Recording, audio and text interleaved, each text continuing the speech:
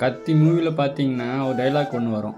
ஒரு 5 வயசானவங்க நாங்கள் வேணால் தற்கொலை பண்ணிக்கிட்டோமா அந்த மாதிரி கேட்பாங்க. அந்த மாதிரி தான் இருக்குது நம்மளோட நிலைமை. இப்போ 8ஆம் தேதி கேஸ் வருதுன்னாங்க, ஆனால் இன்றைக்கி வரல.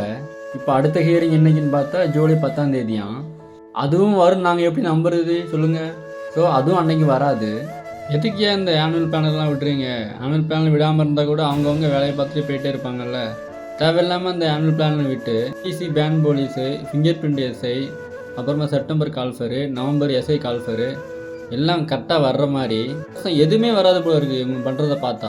ஒரு பக்கம் என்னென்னா அந்த ஏஜ் ரிலாக்ஸேஷன் வேறு எல்லாத்துக்கும் முடிஞ்சிட்ருக்கு. இப்படியே பண்ணிகிட்டு இருந்தால் நிறைய பேரோட அந்த காக்கி கனவு வந்து காணாமல் போயிடும் போல இருக்குது. இதெல்லாம் மனசில் வச்சுட்டு யாரும் படிக்காமல் இருக்க வேண்டாம். அது கண்டிப்பாக வரதான் போகுது. இந்த கட் ஆஃப் மார்க் பார்டர் வச்சுருக்குங்க எல்லாமே அடுத்த எக்ஸாமுக்கு நீங்கள் ரெடியாக ஆரம்பிச்சிருங்க.